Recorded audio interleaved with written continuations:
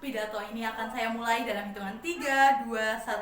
Dewan juri yang terhormat, saya Aisyah Nurul Jana. Saya menyatakan saya setuju akan mosi debat pada pagi hari ini, yaitu Dewan ini akan menekankan pajak tinggi terhadap perusahaan manufaktur yang melakukan otomatisasi terhadap sebagian besar kerjanya.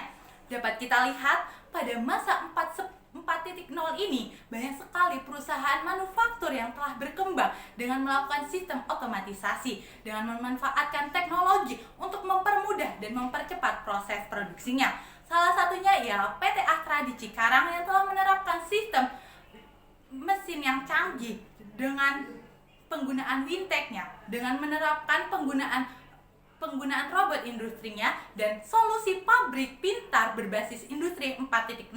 Yang dapat kita ketahui juga, otomatisasi ialah penerapan teknologi, program, robotika, atau proses untuk membuat produk dengan input manusia yang minimal. Pastinya dengan adanya otomatisasi ini, pengurangan tenaga kerja pun akan dilakukan. Walaupun itu terjadi, tapi kita menekankan pajak yang tinggi terhadap perusahaan tersebut agar keuntungan yang dihasilkan dapat membantu program pemerintah. Ya, salah satunya ialah program Lembaga Latihan Kerja atau LPK yang dapat meningkatkan kemampuan kita agar siap bekerja di bidang apapun. Yang kedua ialah program Kartu Prakerja yang telah diberlakukan sejak masa COVID atau tahun 2019 hingga Oktober tahun 2024 kemarin. Otomatisasi dapat digunakan sebagai jaring pengaman yang dimana dengan banyaknya pekerja yang kehilangan pekerjaan, pastinya beban sosial akan meningkat. Akan tetapi pemerintah tidak hanya diam saja, pemerintah akan menekankan pajak terhadap perusahaan tersebut. Fakta lapangannya, PT Astra di Cikarang dalam pembuatan spare part-nya telah menggunakan mesin yang canggih, yang berdampak banyak sekali tenaga kerja yang dioptimalisasikannya. Oleh karena itu, dengan adanya pajak yang tinggi, PT Astra ini dapat membantu program pemerintah yaitu BLK atau Balai Latihan Tenaga Kerja yang dapat meningkatkan kapasitas pelatihan kerja berbasis teknologi industri terbaru. Yang kedua ialah revalidasi lulusan SMK agar selaras dengan kebutuhan dunia kerja modern ini, agar lulusan SMK dan sumber daya manusia ini siap menghadapi industri modern yang terbaru. Yang kedua ialah dengan adanya pajak tinggi dapat mengurangi kesenjangan sosial. Dengan adanya pajak yang tinggi, keuntungan perusahaan dapat dialokasikan kepada layanan publik seperti pembangunan infrastruktur. Salah satunya pemerataan jaringan 5G terhadap desa-desa terpencil. Banyak sekali desa-desa terpencil yang tidak bisa mengakses internet. Dengan adanya pajak yang tinggi dapat dialokasikan terhadap program pemerintah dengan cara memberatakan akses internet dengan memberlakukan 5G tersebut. Yang kedua ialah membangun jaringan telekomunikasi bawah laut agar mempermudah kita dalam berkomunikasi dan penggunaan internet. Yang terakhir ialah memperbaiki akses jalan agar mempermudah masyarakat dalam melakukan segala aktivitasnya. Salah satunya ialah aktivitas bersekolah. Banyak sekali jalan-jalan di Indonesia yang belum memiliki akses yang baik. Oleh karena itu, dengan adanya pajak yang tinggi ini agar bisa dimanfaatkan untuk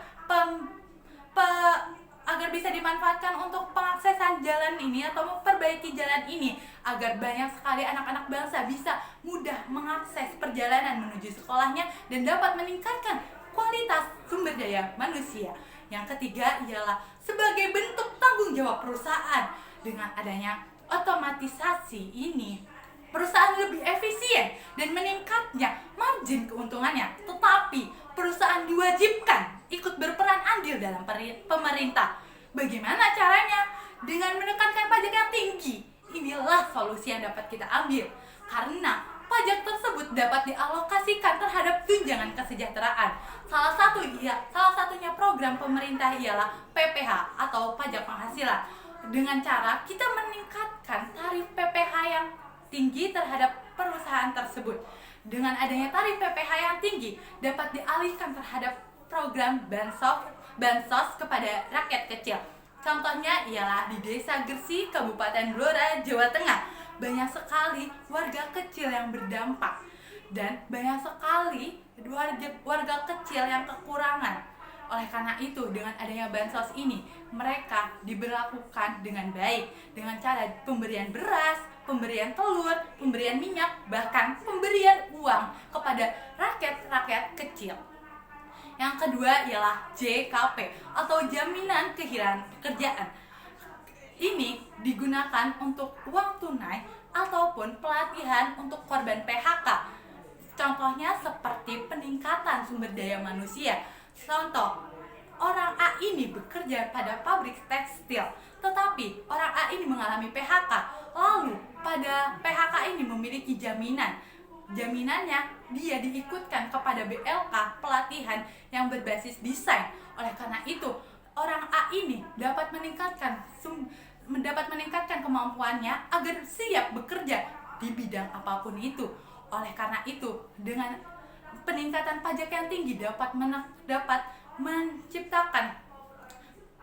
menciptakan keadilan yang merata. Kami tidak menentang akan adanya kemajuan, tapi kami ingin kemajuan yang adil, merata, dan beretika. Tidak hanya satu pihak saja yang merasakan akan kemajuan, tetapi semua warga negara Indonesia haruslah merasakannya akan adanya kemajuan. Oleh karena itu, perusahaan dalam berinovasi haruslah diiringi dengan tanggung jawab sosial yang berupa pajak tersebut. Sekian, terima kasih. Wassalamualaikum warahmatullahi wabarakatuh.